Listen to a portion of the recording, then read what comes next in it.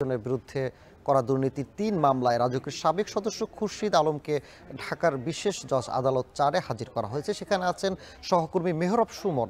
সুমন, জানাবেন এই মামলায় শেখ পরিবারের সদস্য ছাড়া বাকি আর কে আসামি আছে?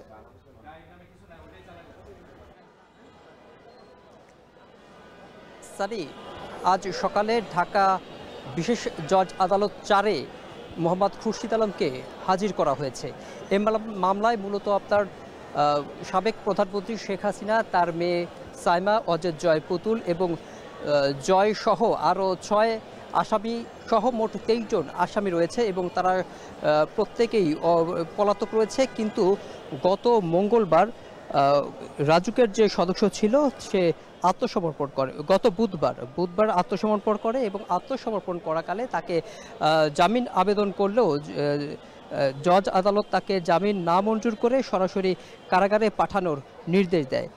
আমরা আজকে সকালে যেটি জানতে পেরেছি যে যখন সে জামিন আবেদন করে এবং আত্মসমর্পণ করে সে সময় আদালত জানিয়েছিল খুরশিদ আলমকে দাঁড় করিয়ে রেখে পরবর্তীতে তাকে কারাগারে পাঠানোর নির্দেশ দেওয়া হয়েছিল।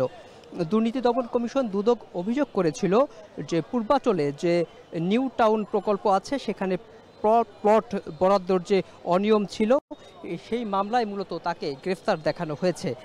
12 থেকে 14 জানুয়ারির মধ্যে ঢাকায় সমন্বিত যে অফিস ছিল 6টি পৃথক মামলা তারা দায়ের করেছিল, তার যে 3টি মামলায় তাকে গ্রেফতার দেখানো হয়েছে।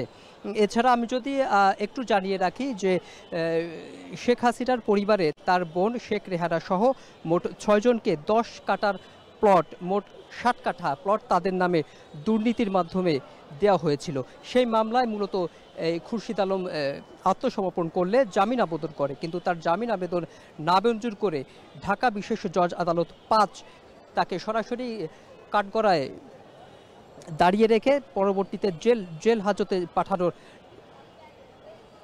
আর এই মামলায় মূলত আপনার যেটি আমাদেরকে জানিয়েছে যে শেখ হাসিনা সহ আরও 23 জন এই মামলায় পলাতক রয়েছে।